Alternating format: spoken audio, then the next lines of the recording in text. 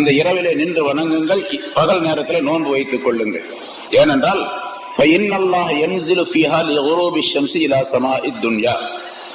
அல்லாஹ் தஆலா இந்த இரவில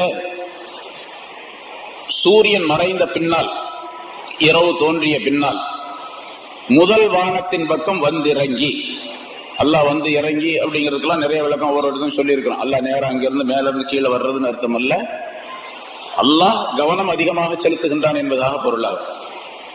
அதிகமாக கவனம் செலுத்துகின்றான். வந்து அவன் சொல்லுகின்றான், அல்லாஹ் சொல்லுகின்றான், அலா மின் முஸ்தக்ஃபிரின் ஃபஅக்ஃபிரு லஹு, யாராவது என்னிடத்தில் பாவ மன்னிப்பு தேடுபவர்கள் உண்டா, அவர்களுடைய பாவங்களை நான் மன்னிக்கிறேன் என்று அல்லாஹ் சொல்லுகின்றான். அல்லாஹ் சொல்லுகின்றான், அலா மின் முஸ்தர்ஸிகின் ஃபஅர்ஸுகுஹு, யாராவது என்னிடத்தில் ரிஸ்கை தேடுபவர்கள் உண்டா, உணவை தேடுபவர்கள் இருக்கிறார்களா, அவர்களுக்கு நான் உணவளிக்கின்றேன். அலா மின் முப்தலன் ஃபஉஆஃபீஹி, யாராவது என்னிடத்தில் தன்னுடைய துன்பங்களை துயரங்களை நீக்க தேடுபவர்கள் உண்டா, நான் அவருடைய துன்பம் துயரங்களை எல்லாம் நீக்கி சுகப்படுத்துகின்றேன். அலா வகதா வகதா, இன்னதை இன்னதை கேட்பவர்கள் இருக்கின்றார்களா, அதையெல்லாம் நான் நிறைவேற்றுகின்றேன் என்று ஃபஜ்ருடைய நேரம் வரைக்கும் அல்லாஹ் தஆலா இப்படி கேட்டுக்கொண்டே இருக்கின்றான். அதாவது அந்த செய்தி மக்களுக்கு சொல்லப்பட்டுக் கொண்டே இருக்கின்றது என்று பொருளாகும்.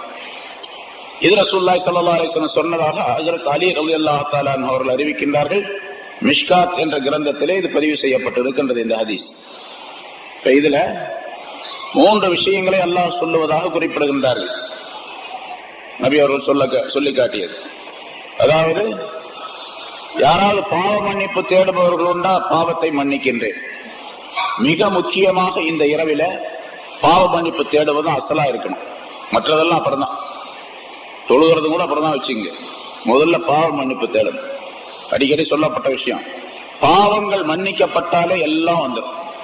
பாவங்கள் மன்னிக்கப்படாததன் காரணமாக எல்லா முசீபத்தும் வர்றது.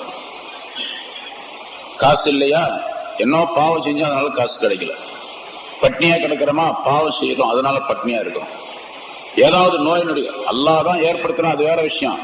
ஆனா பாவங்களின் காரணமாக எல்லா துன்பங்களும் வரும், எல்லா தீமைகளும் ஏற்படும், எல்லா விதமான ஆபத்துகளும் ஏற்படும். பாவங்களை தவிர்த்தால் தான் அந்த ஆபத்துகள்லாம் நீங்க. இன்னைக்கு எப்படி இருக்குன்னு கேட்டா, உலகம் பாவத்தை செய்யறாங்க, அதாவது ஒரு பிரச்சனைகள் ஏற்படுது, அந்த பிரச்சனைகளை நிவர்த்தி செய்வதற்கு இன்னொரு பாவத்தை செய்யறோம்.